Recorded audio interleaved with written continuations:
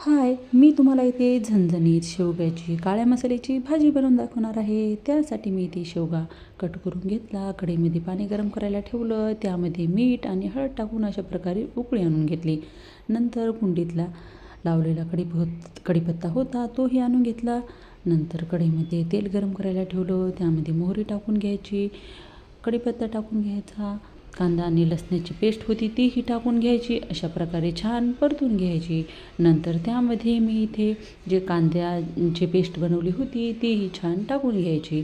पुन्हा यामध्ये हळद, लाल तिखट टाकून घ्यायचं, गरम मसाला टाकून घ्यायचा, जाडसर केलेला शेंगदाण्याचा कूट टाकून घ्यायचा.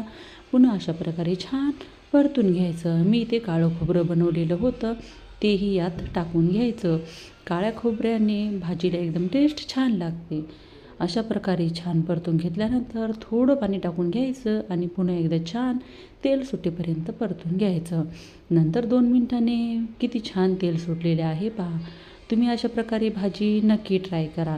खायला एकदम टेस्टी, झणझणीत आणि छान. इथे छान तेल सुटलेलं आहे. त्यानंतर आपण हे शेवग्याच्या शेंगा कट केलेल्या शिजलेल्या होत्या तेही यात टाकून घ्यायचं. पुन्हा एकदा छान परतून घ्यायचं. परतून घेतल्यानंतर त्यामध्ये मी इथे पुन्हा पाणी ॲड करते. अशा प्रकारे पाणी ॲड करून जेवढं आपल्याला भाजीला रस्सा लागतो तेवढं पाणी टाकून घ्यायचं आणि त्यामध्ये मीठ पण टाकून घ्यायचं. पुन्हा उकळी येईपर्यंत छान अशा प्रकारे परतून घ्यायची.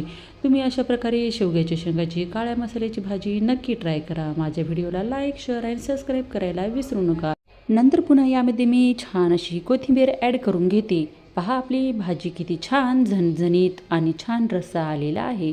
अशा प्रकारे तुम्ही भाजी नक्की ट्राय करा. भेटूयात पुन्हा अशाच एका नवीन व्हिडिओसोबत. तोपर्यंत बाय.